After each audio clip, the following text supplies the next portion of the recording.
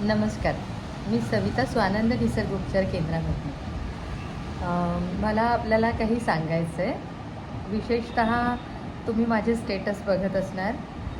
तर मी ध्यानधारणेविषयी नेहमी बोलत असते.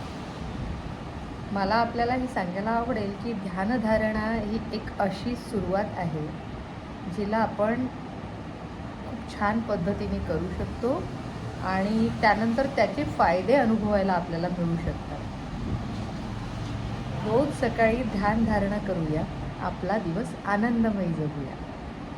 चित्त एकाग्र करण्यामध्ये ध्यानधारणेचा खूप मोठा हात असतो आणि त्याचबरोबर एकाग्रता जेव्हा वाढते आणि विनाकारणचे विचार जेव्हा वाहून जातात, तर असा विचार करा की गढूळ पाण्याला आपण गाळल्यानंतर जसं स्वच्छ होतं आणि ते पिण्यायोग्य होतं, अगदी तशीच ही ध्यानधारणा असते, जिला आपण केल्यानंतर आपल्या मनाला स्वच्छ करते ती.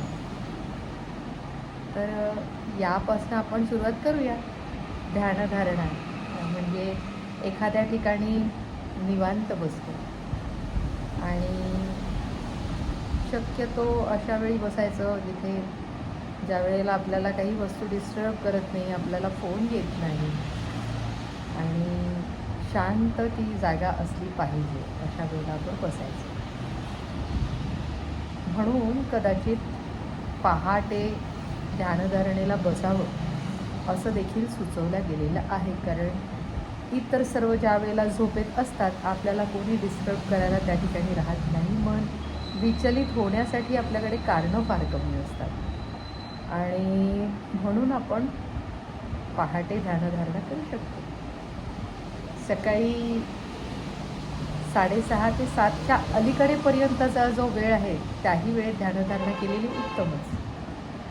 आणि ध्यानधारणेचा एक ठराविक वेळ यासाठीही असावा की जसं औषधींच्या वेळा आपण पाळतो, आपण शाळेच्या वेळा पाळतो, ऑफिसच्या वेळा पाळतो, पिक्चर बघायला जाताना देखील आपण 15 मिनटं अलीकडेच पोहोचतो, कारण पिक्चरची सुरुवात सोडायची नसते. तेव्हाच आपल्याला पूर्ण पिक्चर समजतो, बरोबर?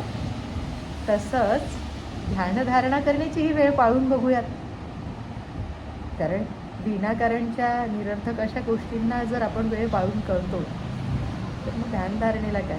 त्यामुळे एक ठराविक वेळ ऑटोमॅटिकली तुमच्या शरीराला ती सवय लागते की त्यावेळेला तो तुम्हाला म्हणतो की आता आपण ध्यानधारणेला बसू, पण त्यासाठी तुम्हाला आधी शरीराला त्याची सवय लावावी लागते आणि नित्यनियमाने ध्यानधारणेला बसावं लागणार. धन्यवाद.